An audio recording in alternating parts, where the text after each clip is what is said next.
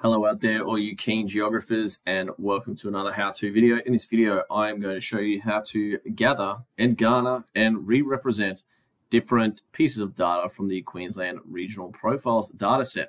So if you just Google Queensland Regional Profiles, just the first link here, just click on that, and I'll show you how to generate a report. So you can actually tailor your data to what you need in your assessment task. So step one is you will generate your PDF by type. So you can look at residents, time series, workforce, Indigenous population, men and women, and then a quick snapshot, which is all of them. Step two, I'm going to stay on resident for this exemplar. The best level to go to is SA2, as I say in all my videos. So it even describes here in the yellow what an SA2 is.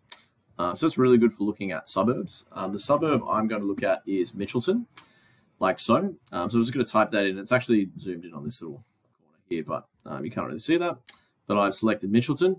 Now you can select a comparison region, and this is really good for many different types of assessment types where you have to look at and analyze population. So if you go on SA2, you can compare it to another suburb in Queensland. If you go to state, Queensland, you can compare it to the whole of Queensland, so the average for all that. Or you can go greater capital city. So for instance, there's only two really to pick from, so I'm just going to compare Mitchelton to the rest of Brisbane, pretty much, for this report. Now your topics, you can do an easy one to pick is just the census topics, but really the best thing about this feature is that you can customize your topics by what you need. So I've already gone through and like ticked and unticked some of these ones that I want. But let's say I want to have like population by age and sex, so I get a population pyramid that'll be generated for me. I'm going to have Indigenous population migration from 1 year ago compared to 5 years ago. I want country of birth, religious affiliation, so on. Dwellings and house structure is really good. Number of vehicles, and then we can look at the economy. So total family income, income per person. And again, we're comparing all these pieces of data between Mitchelton and then the rest of Brisbane. So I've gone through and ticked the ones that I would like to see in my report. You can just get all topics, or you can get just the ones from the census. From the last census, but custom really is the best and is the best feature about this.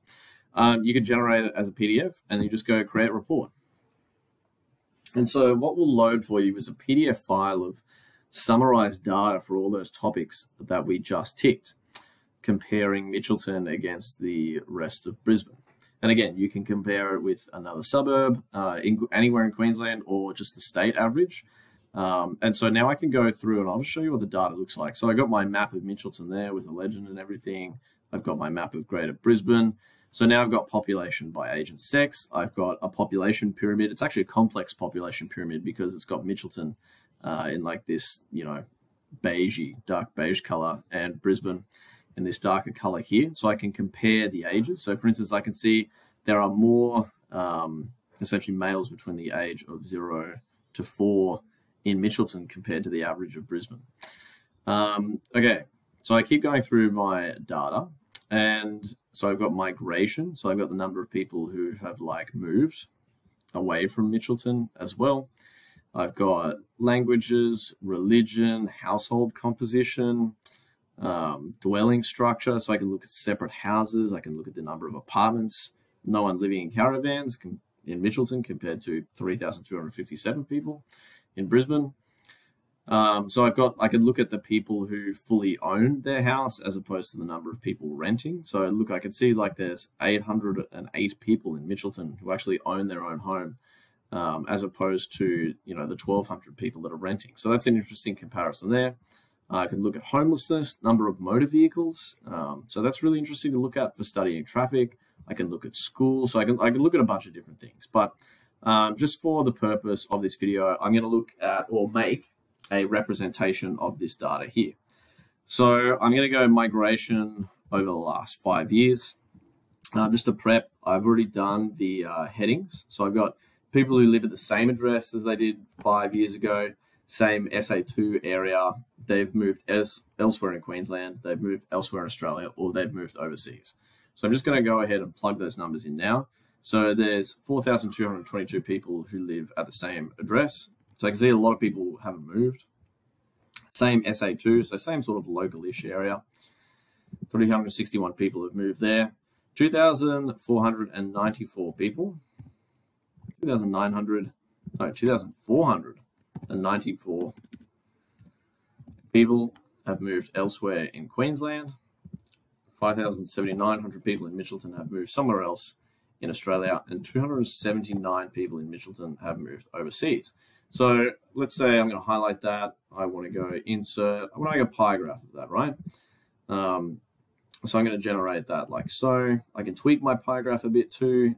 This is a really good automatic one to have as well. So I'm going to generate that. I've got the percentages. I've got the key. Let's say I want to edit where those percentages are. I'm not really happy with that. So I want to go to data labels and just go on this arrow here.